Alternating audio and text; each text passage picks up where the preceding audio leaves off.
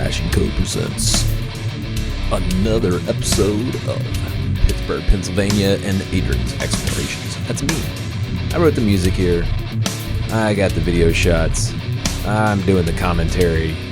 It's my vlog. And I do all the editing and videography. Hope you enjoy it. So let's get rolling. So, in the previous episodes, I did a big old hill climb up to various neighborhoods and then down through some gravel and into the parks and back into the city. And right here, I'm actually heading up onto the interstate bridge to head back across from the north side to the peninsula of Pittsburgh itself, i.e. where all the big buildings are. So right here is the stadium area, and the interstate cuts through that. So I guess if you take the interstate downtown, you would come down here and then get off somewhere and go park or whatever. I don't know about this parking crap anymore. Anyway, I'm on a bike, obviously, as you can tell, going up onto this magnificent pathway that goes across the interstate bridge here. Pittsburgh has excellent pathways across pretty much all the bridges that I could see, except maybe the railroad bridge and the tram bridge, but, you know, that's fine. There's like a billion bridges in Pittsburgh. It is really freaking rad. If you like bridges and you think the architecture of bridges is cool, Pittsburgh is the place you need to go visit, seriously. Absolutely stunning bridges, awesome architecture, etc. So, I am pedaling at this point, kind of a little exhausted, heading up the bridge over to the peninsula. You can look down to the right there and see through the grate. That is the Ohio River. At the point where the Monongahela and the Allegheny come together to create the Ohio River. So here I stopped for a moment just to get a breather. I was checking out the ferry down there, which you can see kind of poking along a little bit. I didn't know anything about the ferry until I was up there on the bridge that day, and I guess it goes back and forth to some points. I didn't see where in all of my riding and all my explorations where that is. Also, you can see that fantastic rush hour traffic sitting over there to the left.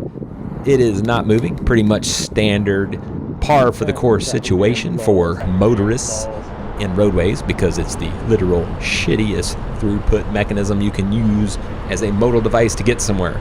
Anyway, I started heading downhill. You can see some people heading across the river to go to the game, because there was, yes, another game in Pittsburgh, Pennsylvania, which seems to be like something that happens every frickin' day in this city. So if you like sports, like professional sports, Pittsburgh is a great city to live in for that, that's for sure. Anyway, rolling down here into this park, which if you watched any of my previous episodes, I've talked about what all is in this park. And if you're curious, the switchback of the video is a shift from an Insta360 down to that GoPro that you see right there on the bike. The GoPro provides a little bit more clarity and color richness in its videos, whereas the Insta360 gives you this, it gives me the ability to show you more of the angles and overall image of what's going on, like what I'm seeing. Because this is the GoPro right here. So this is the GoPro 11. I know there's like a new one coming out, but anyway, this is GoPro 11. So great color, you see that green grass, blue sky, etc. The buildings are like real crisp. The people's movements are very crisp. This is filmed at like 60 frames per second. I notched it down to 30 frames per second for these videos. But if you see it at 60 frames, it's flawless. And then when I switch back to the Insta360 here in a second, you'll see where the color is degraded just a little bit.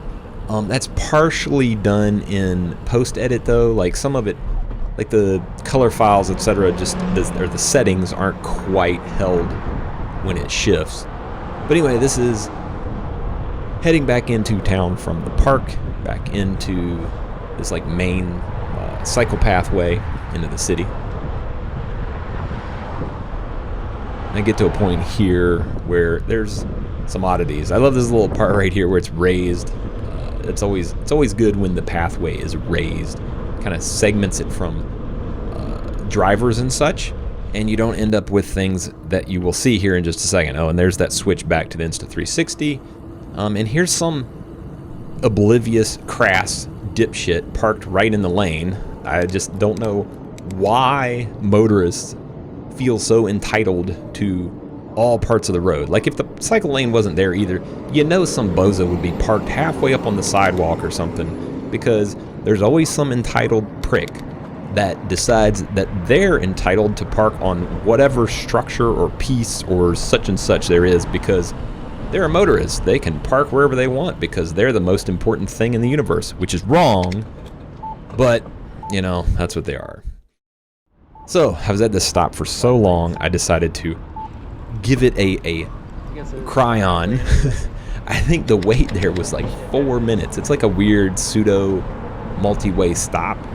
That always drives me nuts. And those types of intersections are always that way, almost specifically because of the limitations in an intersection like that because of cars. If that was like a bike intersection, a people intersection, anything like that, you most likely wouldn't even have to stop. Or if it was a roundabout even, you wouldn't have to stop.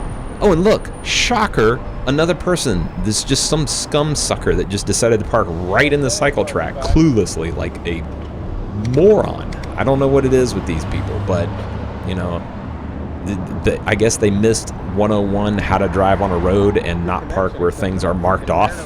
But I believe the plates were from Texas, so not super shocked. Maybe they're from a place that just doesn't have, I don't know, people on bicycles or people walking. Could be the case. Right here is another example of an excessively long light. Again, the weird thing is there was like barely any traffic coming. It's just a poorly timed light. You know, some planners hadn't got the situation rectified yet. But once it did let me through, it's kind of interesting because the path goes into this contraflow. So the cars are coming toward me and I'm going toward them. They're over there in their lanes and I'm over here in this lane. So basically what they did was they took the counterflow lane that was here and set it up for bikes.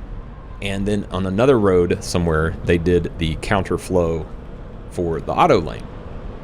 So the interesting thing is that this gives you a pretty good separated way to get out of the city. However, as you can see, it also gives you an opportunity where motorists, again, are clueless because they're only looking at other cars.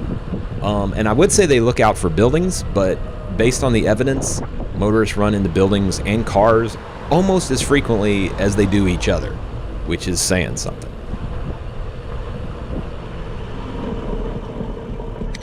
And you can see here that the lane goes on quite a bit. It's kind of like the counter to, like I was saying, the other lane. And eventually I got over here, and what my goal was is to get over here to the Great Allegheny passageway, basically, right? And I head through the park.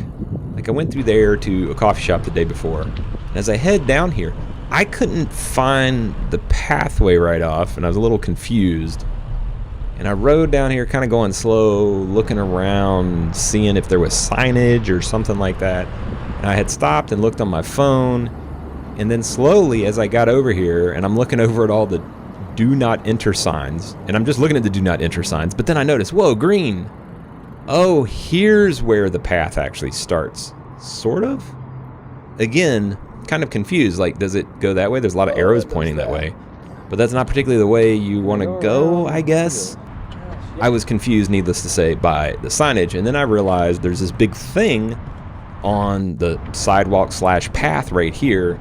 And I realized that this is actually the beginning of the Gap Trail here. And that other trail is like goes down to another part of the river trail, which is pretty cool, but it took me a minute to notice that. So anyway, I headed down the Gap Trail, and here I am just hauling butt downhill. It parallels the interstate a bit, and cuts through and winds around some of these buildings and such. And eventually you get into the center of the interstate for a while, which is rather fascinating as a choice, if you ask me.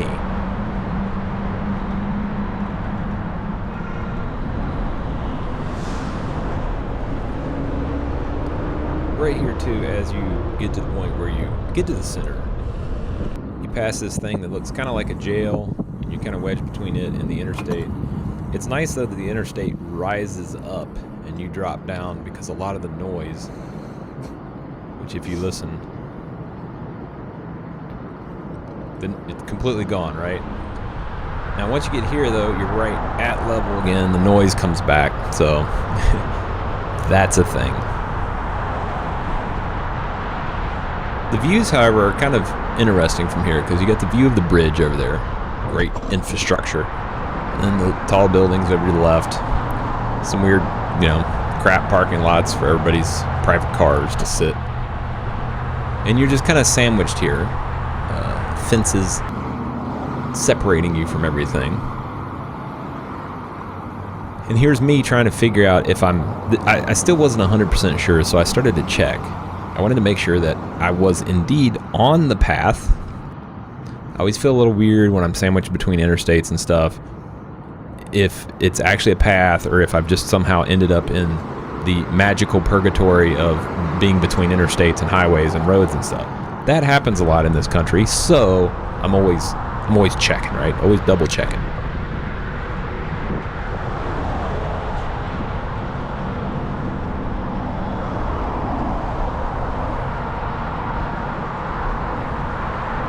So it's a good, I guess, couple miles.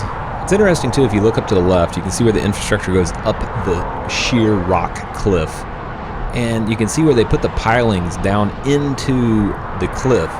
And they like stab into the rock while the rock is solid enough to be structured around it and actually like holding the roadway itself, which is, to me, super fascinating how that works so well. So being that Pittsburgh is on literal bedrock in many cases, it's neat to see the infrastructure built up into that literal rock as that rock holds it as it flows into the city at various points.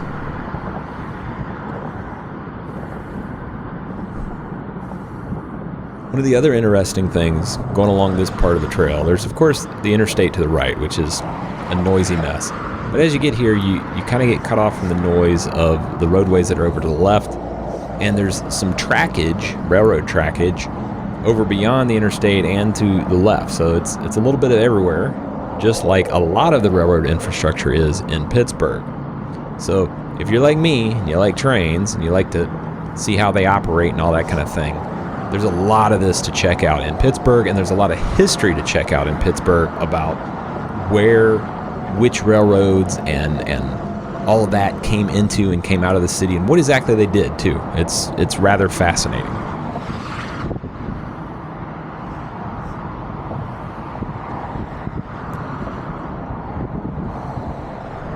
It was a good distance down here, and as you can see, there's some buildings over to the right.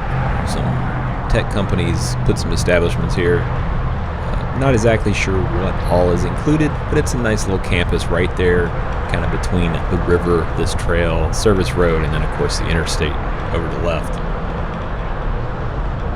Nice when they get big. Oh, I got that fucking interstate noise. Now, as I get up here a little closer, I start to get to this point where it's raised up over the intersection, which is super nice to not have to get down into the mix of the car sewer itself. And great bridge infrastructure here again with the trail. And it starts to follow a theme, which I didn't realize at the time, but that's this black, like wrought iron sidings are representative of what I'm going to eventually get to here in just a second. Going along a little further, I notice there's some other tech stuff over there to the right. Again, like the campus that I was talking about. And then I start going up here, and there's more of that wrought iron design for the hot metal bridge, because the hot metal bridge is one of those big old Pittsburgh iron, metal, steel bridges. A lot of rivets in it, all that kind of good jazz. Also, while I'm up here, I took a bunch of pictures. Just kind of hung out for a minute. Even just the water looked good from up on the bridge here.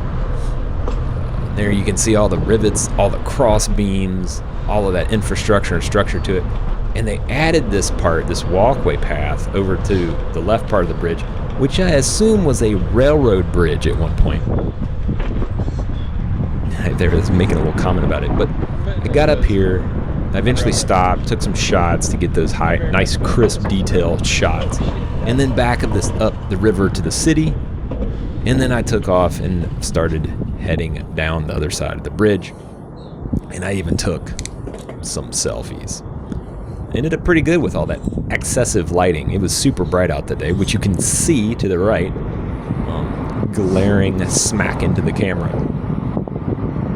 So overall, this bridge, this facility, I should say, this pedestrian and bicycle facility is absolutely stunning. They did it in the design of the original hot iron bridge over to the left, which, like I said, very likely, I didn't finish my research on it, but very likely it was a railroad bridge because the roadway is too narrow to have originally been built as a roadway. And plus, you can look down there and see the way the construction is and everything. Definitely like a railroad bridge or something, and then they added the road onto that. So a little switchback here into this part of town. And to put it simply, I'm actually back in the Southside Flats, which is where I was staying, except I'm way, way over here where like there's these tech startup buildings and there's like a kind of a town center hub. It's still Pittsburgh, but it's its own town center, so to speak. You can see the American Eagle up there on that one building. There's like a Marriott over to the left, stuff like that. And then I turned down onto the Three River Heritage Trail.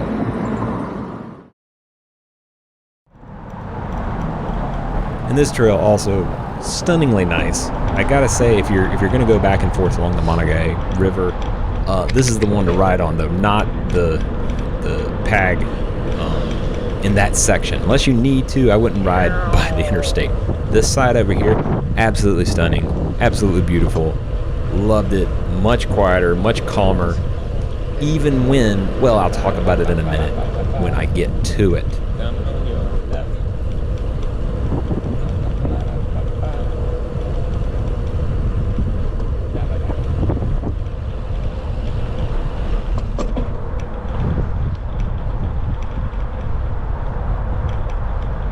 And look at that. I mean, is that not a Hallmark shot or what? So romantic.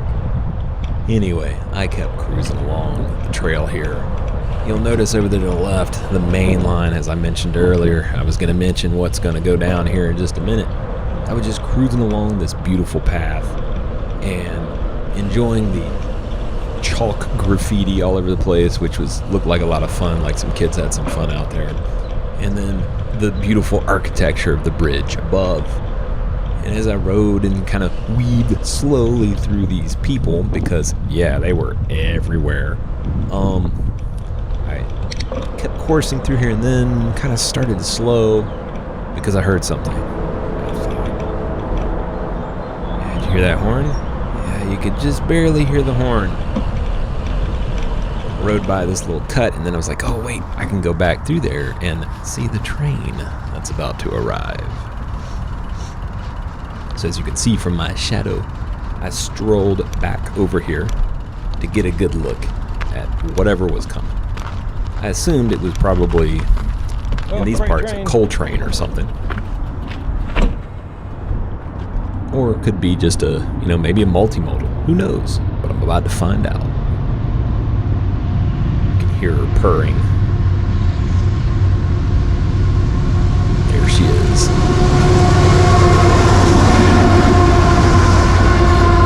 And indeed, two CSXs. You can hear the purr, the traction motors, and it's the Coke Express.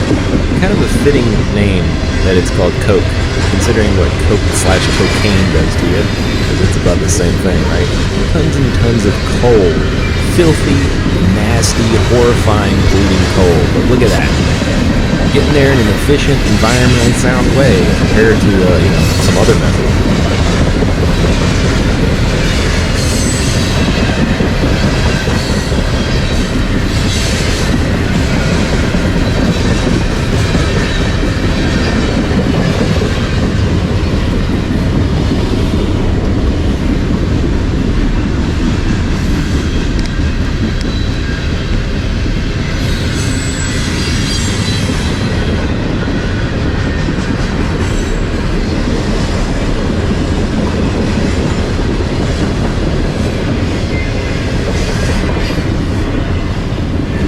To the chalk graffiti laden pathway. You can see the city over there, including as I called it, the Castle Tower.